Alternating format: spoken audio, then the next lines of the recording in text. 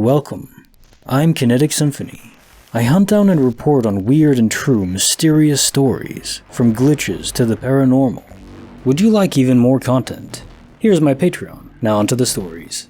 Case file number 1238, written by Zestinglemon. The booming close encounter of the first kind. There are a few things that my family has seen over the years, so I'll list them. Although none are by me since I've never had an unexplainable moment. My mom and dad were sitting in the living room of the house when a strange red light, like a laser, came through the wall and then went through another wall to the room next to the living room where it stopped at the wall facing the back of the house. It didn't last long and maybe it was just some weird laser, but I ain't ever seen a laser go through multiple thick walls. My dad and his brother were in their garden chopping wood when my dad saw a metallic object floating stationary in the sky.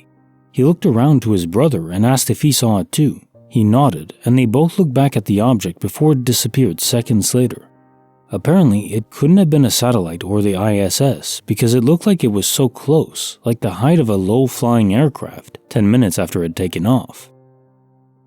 My grandfather, on my dad's side of the family, was coming home from work. He worked at the fire station a fair while away from where he lived, and, for a fair amount of his journey, he was traveling on a small little country road out in the sticks.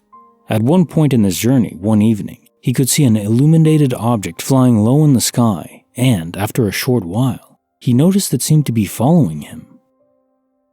He carried on driving, and as far as he was aware, it still seemed to be following him.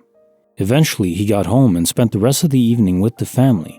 But when he went to bed, apparently he looked out of the window. He could still see the UFO hovering just outside the house. This is where it gets weird. A long time ago, my dad had a friend who he doesn't really speak to now, but after a while of knowing him, he got to know his dad as well. They all got on well and often shared a few pints at the pub. One day, Dad's friend went on holiday, I think to Majorca or one of the Spanish islands, but don't quote me on that, with his dad, and they went swimming in the ocean. His dad, God bless his soul, unfortunately drowned. Fast forward a few years and my dad was visiting his friend when his friend decided to go and get takeaway. When his friend was gone, Dad started to hear a loud booming sound and he realized it was coming from the steps as if someone was going downstairs and then it carried on down the hallway up to the room he was in and then through the room. I think it was through the room at least, I'm not so sure. My dad was seriously confused and understandably scared about what had just happened. A few minutes later, his friend walked through the door with the takeaway, saw Dad's face and laughed saying, "You've heard it too." Fast forward a few more years and Dad was at the pub with his friends again, talking about the incident. He then opened the case for his glasses, and it was full of water? This was weird since he kept it in his pocket far away from water.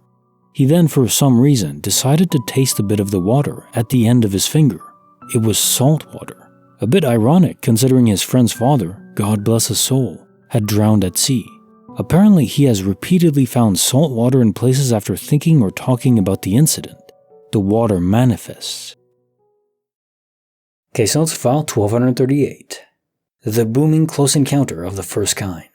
The booming sound and the salt water in the glasses suggest a direct link between your dad and this alien activity. It's common for people to be abducted multiple times, for aliens to focus on a few specific people more than others. I do wonder why.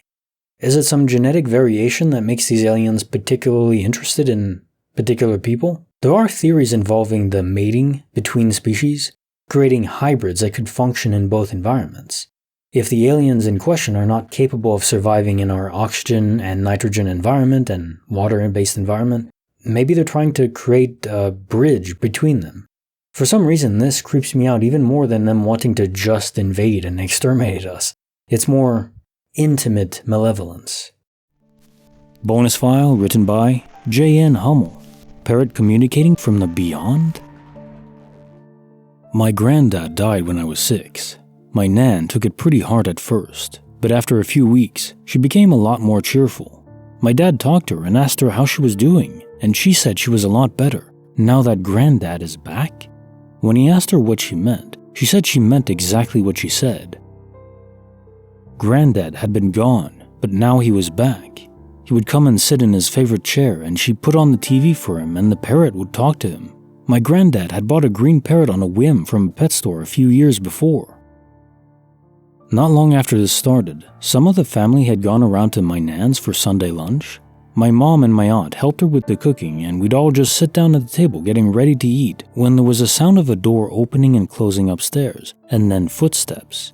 They went down the hallway, and then we heard another door creak open and close.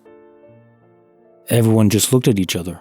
There was nobody else in the house other than the people sitting around the table. And then my nan just cheerfully announces, and I remember she looked right at me and my sister as she said it.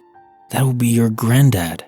And right as she did, the parrot starts screaming, "Bob, Bob," my granddad's name. My dad sprang up from the table and ran upstairs to check things out. A minute or two later, he came back down and just shook his head and looked at everyone and said, "Nothing there." But I thought he looked very pale when he came back in. He sat back down and didn't say another word, and we all just finished our lunch in silence. Within a matter of months, Nan was back to normal. No more talk about Granddad coming to visit, and now she was referring to him in the past tense. She had accepted his death. There was another weird part to the story.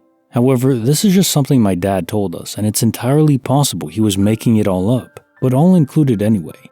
Not long after the footsteps at lunch incident, Nan was having a bad day and my dad didn't want to leave her alone, so he stayed at her house that night.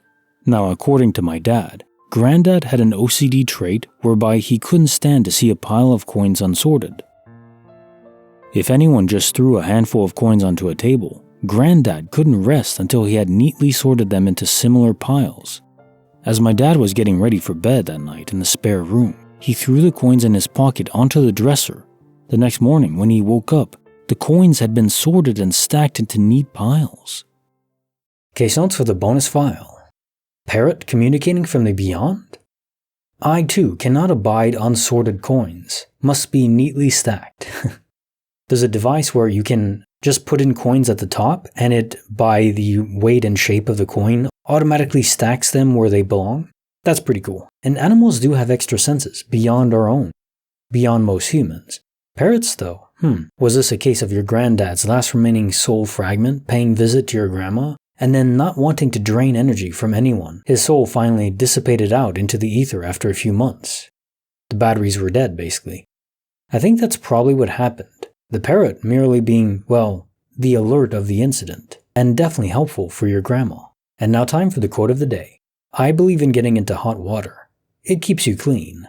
J.K. Chesterton. And I think there's more to this quote in the literal sense. Yes, obviously hot water is good to help clean the body. Take a bath or go in a hot tub and all that, it's great. But there's also the idea that in life, if you always play it safe, well, you're probably not going to get very far. You need to take gambles and risks and get into hot water potentially. Maybe it won't turn out well, maybe you'll get burned, but maybe you'll emerge with some burns and new life experiences that make you even stronger. You know, it's also the adage of what doesn't kill you makes you stronger. Well, not always, but often it is true. Take some chances in life. You'll never know where you end up. I certainly took a gamble on this channel, and it paid off. It's always a risk when you try something new, and maybe it won't work out, but just try something new after that. Maybe you'll keep getting burned, but you can survive it, and eventually, you get a nice prize. Like the video, subscribe, hit the bell. Kinetic Symphony signing off.